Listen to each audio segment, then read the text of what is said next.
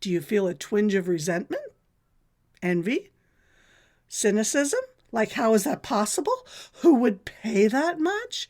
Maybe even some judgment, like they must be doing something they aren't sharing, or how can they do that? They aren't even certified.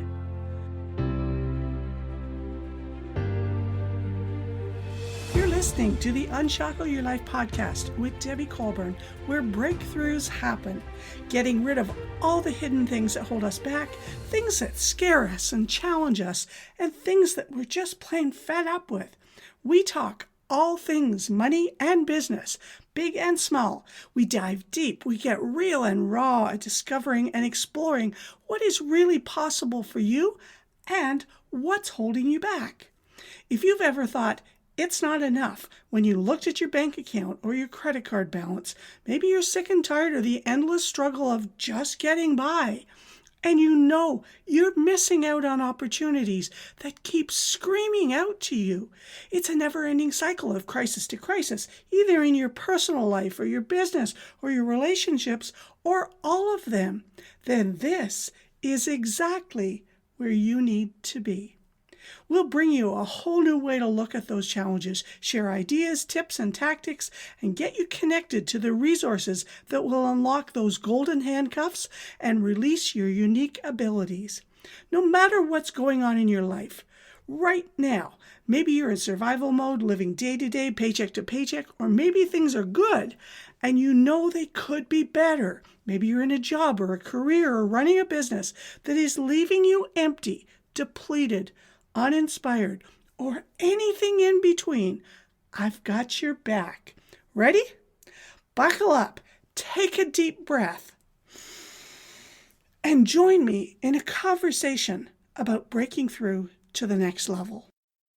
Welcome to episode 105. Wouldn't you love to be able to have more income flowing into your life and keep and use more of it yourself and your family to create your rich life? Be profitable and be able to sustain the profitability long term. So what's stopping you? Isn't that the million-dollar question? It has been the question I wrestled with for years, even as my businesses were growing. And probably like you, I am not primarily motivated by money. Yet, also like you, I have huge goals in that area because I know what it allows me to do, create, and how much impact I can make. This episode is for everyone, whether you're a business owner, a professional with a great career or job, or one you're just not so happy with, or someone who is just trying to figure out what your next stage will be. Let's tackle under-earning first, if that's okay with you. So by definition, earning money is simply generating money by creating or delivering something of value, yours or someone else's. Meaning that under-earning is generating less money from the thing that you create or deliver than you believe it's worth, its value, or creating or delivering less value than you are capable of, even when you have a desire to earn more. Yikes! That pretty much describes most of us, doesn't it? Guilty as charged. The most common way that you can check to see if you are an under-earner is just to check how you feel when you offer something or when you see what other people are doing and charging. Do you feel a twinge of resentment? Envy? Cynicism? Like, how is that possible? Who would pay that much? Maybe even some judgment, like they must be doing something they aren't sharing, or how can they do that? They aren't even certified. Resistance to celebrate other people's monetary wins. Yep, you're an under-earner. And before I go on, this isn't about material things. You can absolutely be a minimalist and be an under-earner. And you could have all the trappings of they have it all and still be an under-earner. Those are simply evidence of what you choose to spend your money on. So it's critically important that you define what under-earning is for you. Where is the point where today You would feel good about what you earn, where the value you deliver equals the value you feel it's worth and that you get paid. How much do you want to earn this year? How much do you want to earn in your lifetime? Are two good questions to start with. And this will change as you grow and expand. Here's a short list of common symptoms in under-earners. Now make sure you note any that make you go, oh crap, that's me, or that might not be me. Worry and stress about anything related to money. Debt that strains their resources. Blatant and repetitive self-sabotages. Sticking your head in the sand and not asking for more money or not looking for ways to make more money. Refusal to grow in a good way and to take responsibility for their treatment of money. Not producing anything of real value. Not setting targets. Thinking too small. Blaming others for their lack. That's a big one. Settling. And this is where people slide into the hopelessness that riddles social media posts today in the comments. Tying happiness and not feeling it to the source of income, like a job. Having an enabler or a money tap that is always open when they need it. And this could as easily be a parent as it could be relying on a government program to fill the gaps, even if it's only for a few months. Some people would call that a bailout. Most of us initially don't realize that we are under-earners, especially as professionals and experienced business owners, and especially as people who we say we have a good salary or we make good money. Yet when we truly look at our bank accounts and our credit card balances and loans, it is clear to anyone that it is a life of just getting by, no matter what the top line is. Same story in the personal accounts as it is in the business accounts. Where does your concept of a good salary or income come from? What does a lot of money mean to you? And if you're being really honest, historically, have you been at the same income, factoring in cost of living increases and inflation, for a long time? Right. Me too. My number was $70,000. So the actual number is irrelevant. It's the stagnancy that matters. If you haven't read Gay Hendricks' book, The Big Leap, it is an absolute must-read for any under-earner. That $70,000, that was my upper limit. It was the inflation-factored number of my father's college professor salary. It's the current day factored number of my sister's teaching salary. It is a generational family limit. And most of us don't realize that we have one. And we most certainly don't know how we took it on as the family rule on earning. It's a limiter, just like the thermostat on your furnace or in your car. Get above it, and you'll self-sabotage to bring it back down. That's what happened to me. Get a big bonus, $10,000, $20,000, and I just blow it unconsciously. In the Summit, my performance rental training facility, no matter how hard I tried. Oh, and that's a key right there. I couldn't get my profit line to hold beyond that number. And for those of you saying, well, maybe it was capacity, it wasn't. There was so much unused capacity in at least 5 different areas that I simply couldn't see at the time. And we've got a future episode coming up where we're doing a deep dive into the upper limit. One of the easiest places to under-earn is through pricing mistakes, which we'll talk about shortly. And as you all know, it's your money blocks, your money stories, and those limiting beliefs about money that create your existing relationship with your money that ultimately cause you to be an under-earner. And yes, upper limit. Once you break through it and you blow away that resistance, then you just keep climbing until you hit another upper limit. So we were talking about the money blocks and the stories and limiting beliefs. And let's just call that your money undercurrent. Just like the undertow in Puerto Vallarta, where the ocean looks amazing, but get caught in the waves and you're doomed without a lifeline. The Breakthrough Navigator is that lifeline for your rich life. And once you open up, start talking and being curious about money, break the habit of lying. Yes, I'm calling every one of you out. Stop lying about your money situation. If it's not okay, then don't say it is. If you aren't living a rich life, no matter how you describe that, you are hiding something. The experiences we all have and the sharing of what has worked and what hasn't worked are mega powerful. Do I need to talk about the negative consequences of under-earning? The things that you will miss out in life? The things you won't be able to do? The causes that you read about that your heart is dying to get involved with, that you can't because you have neither the money nor the time? You look at the Melinda Gateses and you look at all those people and you think, I wish I could. And the legacy you pass on to your children and grandkids and greats.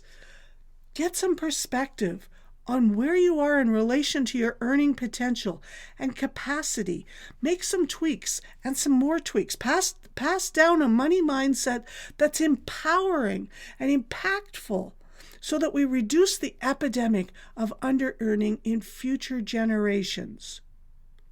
My big vision, it goes beyond vision. My big future is that a scarcity mindset will be the abnormal. It will no longer be the norm.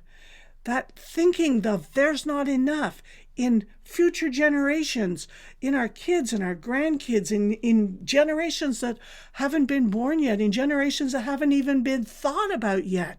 That's my big thing. The biggest wall that most people face is getting through the $100,000 wall. And once you do that, it becomes a rinse and repeat process on your way to the goals that you've set for your life, for your family, and for your business. Blasting through the upper limits each time they show up.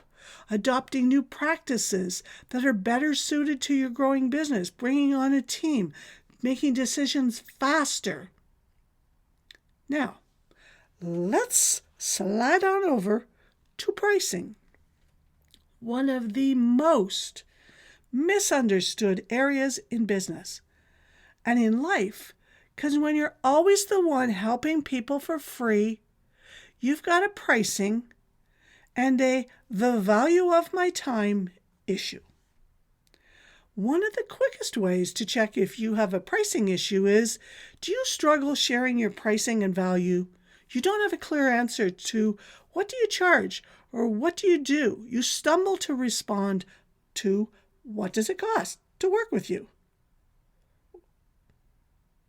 Or what does it cost to have you help me? And yes, to just run back up to what I said in the opening, if you feel anything other than peace and calm in your body when you say your price, you have a pricing issue, likely too low, rarely too high. And how do you decide on your prices or the value of your time? And it's probably the easiest thing to do in your business. Just pick a number and test it out in an offer. Can you look at competitors? Yes, but don't get stuck there. Your job and only job is to provide evidence to a potential client of why your solution is the best one for their problem. That's it. The job is not to justify your price, ever. And no price you pick is ever carved in stone. And that thought holds so many people back from testing different price points and different offers with those price points and making erroneous assumptions about their product or service and about themselves. You can change your price at any time And you should have a strategy to increase it fairly regularly. You should also be considering ways that the product or service could be delivered with half the effort and no degradation of quality. Some of the most common mistakes that people make when pricing are second guessing if the person can afford what you want to charge them. This is so common, especially when you are in the early stages of discovering your scarcity mindset. You project your thinking onto others with absolutely zero evidence. Asking other people, what do you think I should charge? The only person who can answer this is the client who buys it. Curiosity and investigation is important, but be cautious of the source, the relatability, the competition, the stage your clients are at. Are they in need of what you offer? What industry blocks there are about money and pricing? Starving artist syndrome, anyone? Price and quality bias that most people have. Higher price equals higher quality. Yet this can be very audience dependent. What you may think of as expensive, someone else may consider cheap and totally ignore it as a result.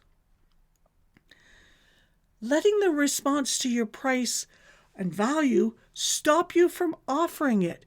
You want to listen to the feedback, but don't let it get under your skin and make you question your price so much that you stop offering the service. Being in the free mode too long without a specific strategy or timeline.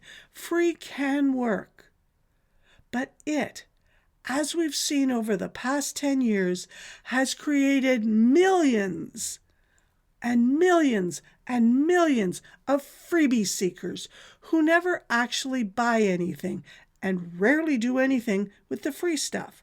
Those, if you're following me, those are not your people. And lastly, undercharge, then overdeliver. You must know exactly what you are delivering, plan it out, and for sure, you can add little bonuses along the way.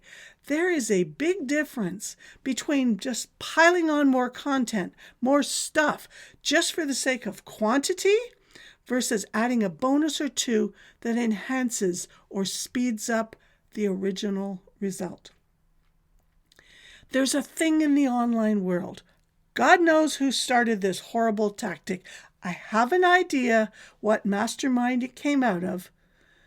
Adding bonuses that add up to make a perceived value appear to be 10 times the price of the thing offered. Checklist valued $197, mini course value $597. All random numbers pulled out of the air for things that likely have never even been offered individually or price tested. Yet another fake piece of the online world which I struggle with, which I'm always running through the, is this a money block filter? Okay, it's been a while since I had that little rant, but I just had to get it out there. As customers, our customers, us ourselves, we are so much more savvy. And when we're putting stuff together for our potential clients, we have got to be in integrity. So, got it all out there now. And it's a lot. And I hope you can take away at least one new thing that will help you break out of the habit. And yeah, it's a habit of under-earning. Using the Profit First system has been incredible for my own business, and I encourage you to check it out for yours too. And I've got the link to the book. It's down in the show notes. If your desire to earn more is there, then your capacity is there too. Never forget that.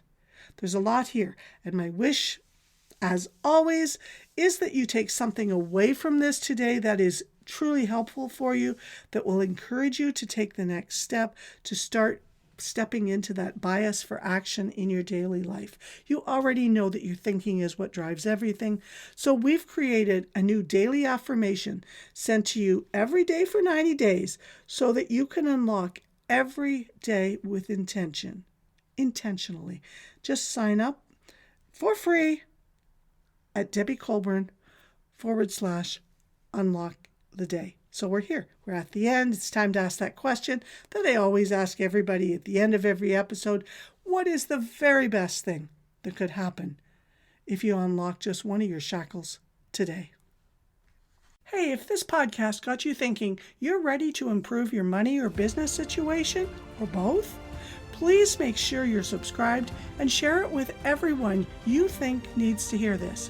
The link is in the show notes, and drop a review in wherever you're listening.